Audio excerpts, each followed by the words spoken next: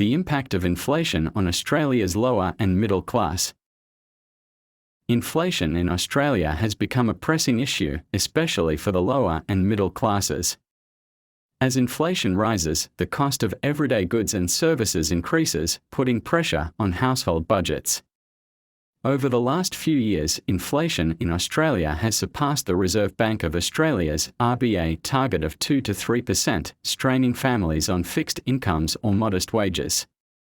Recently, the government unfairly blamed the RBA for the hardships caused by rising interest rates, though some of the blame lies with the government's own policies, which have contributed to inflation sticking around.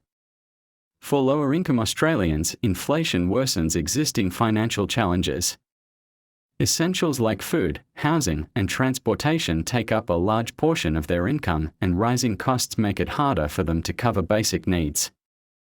Meanwhile, wage growth has not kept pace with inflation, meaning even when people get pay raises, they may not be enough to cover the rising cost of living. Middle-class Australians are also feeling the pinch.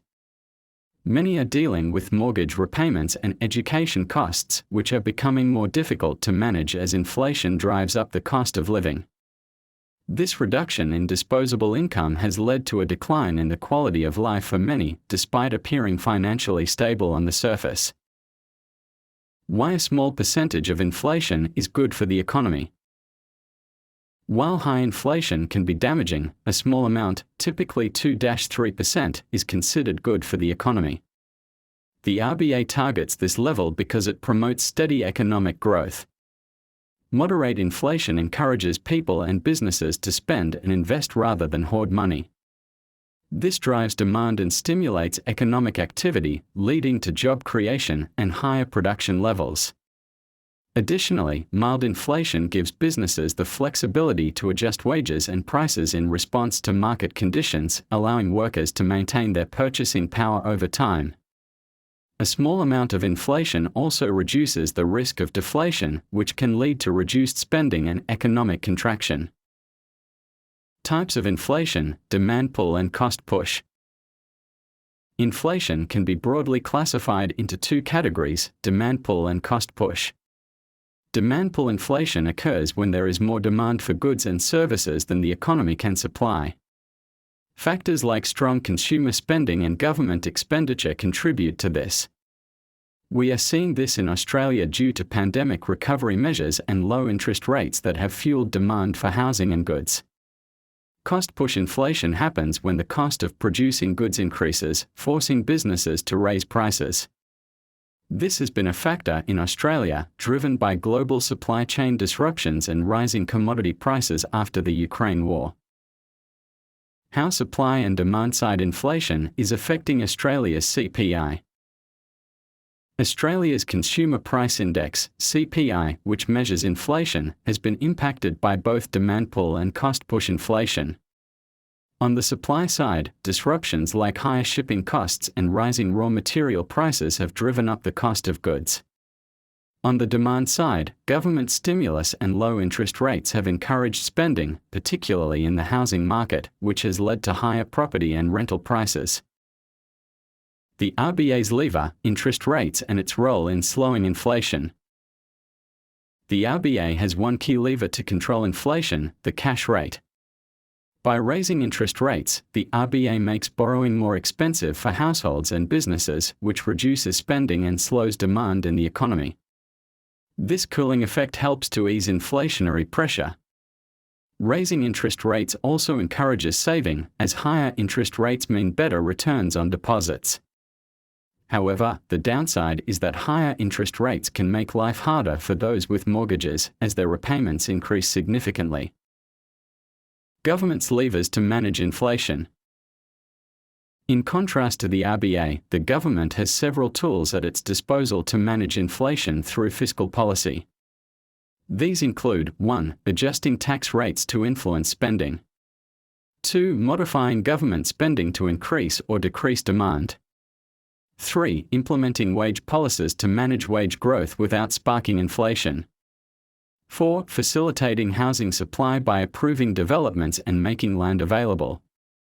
5. Controlling immigration levels to balance demand for housing and services. 6. Revising trade policies to affect the supply and cost of goods. These tools can either support or hinder the RBA's efforts to control inflation, and unfortunately, some current government policies are worsening inflationary pressures. Government policies worsening inflation. Some government policies have arguably contributed to higher inflation in Australia. For instance, large stimulus packages during COVID-19, while necessary at the time, increased demand and contributed to demand pull inflation. Moreover, grants for first home buyers and other measures aimed at stimulating the housing market have driven up demand, pushing property prices higher. Recent energy bill relief programs have also interfered with the RBA's efforts by injecting more money into household budgets, leading to a temporary but misleading drop in reported inflation. This undermines the RBA's attempts to control inflation through higher interest rates. The toll of higher interest rates on middle-income Australians. While raising interest rates helps to reduce inflation, it places significant pressure on middle-income Australians, particularly those with mortgages. As interest rates rise, mortgage repayments increase, leaving households with less money to spend on other necessities. While this reduced spending helps lower demand and ease inflation, it comes at the cost of financial strain for many families. Higher interest rates are a form of short-term pain designed to prevent long-term price increases. Unfortunately, this can mean tough times for middle-income Australians as they adjust to higher repayments. The long-term impact of prolonged inflation. The longer inflation remains high, the more detrimental it is to all Australians. High inflation erodes purchasing power, meaning that when inflation finally returns to the RBA's target, prices will be much higher than before. This means that even as inflation stabilizes, the cost of living will remain permanently elevated. No wonder people are furious. Inflation in Australia is a significant challenge, particularly for the lower and middle classes. While the RBA's interest rate hikes are helping to slow inflation, the government's current policies are counteracting these efforts. The longer inflation remains high, the worse the long-term impact will be, with prices compared to wages remaining high, even after inflation stabilizes. It's critical that both the RBA and the government work together to bring inflation under control, or Australians will continue to feel the economic strain for years to come. Thanks for watching. Got any good ideas?